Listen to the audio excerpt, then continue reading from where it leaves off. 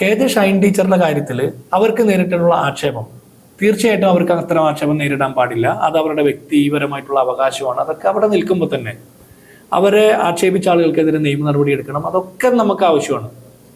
അവരുടെ കാര്യത്തിൽ പോലീസ് എടുത്ത തിടുക്കം മറ്റാരുടെയും കാര്യത്തിൽ എടുക്കുന്നില്ല. അവരുടെ കാര്യത്തിൽ എടുത്ത തിടുക്കം അതേ വേഗതയിൽ നിയമ നടപടി സ്വീകരിക്കപ്പെടുമെന്ന് അവർ ഉറപ്പ് പറയുന്നിടത്തോളം ഞാൻ പരാതി കൊടുക്കാൻ ഉദ്ദേശിക്കുന്നില്ല. അവർ ഉറപ്പ് തള്ളി. എൻ്റെ ഭാര്യയും ഒരു സ്ത്രീയാണെന്ന് അവർക്ക് ബോധ്യം ഉണ്ടാകണം. ഞാൻ എഴുതിയ ഫേസ്ബുക്ക് പോസ്റ്റിൽ അവരുടെ പേരോ അവരുമായി ബന്ധപ്പെട്ട ഒരു കാര്യവും സൂചനയും ഇല്ലാതെ ഞാൻ അവരെ ആക്ഷേപിച്ചു എന്ന് അവർ വെറുതെ എൻ്റെ പേര് പറയുമ്പോൾ എൻ്റെ ഫേസ്ബുക്ക് പോസ്റ്റിൽ അവരുടെ പേരെവിടെയാണ്, അവരെ കുറിച്ചാണ് എഴുതിയെന്ന് അവർക്ക് എങ്ങനെ മനസ്സിലായി?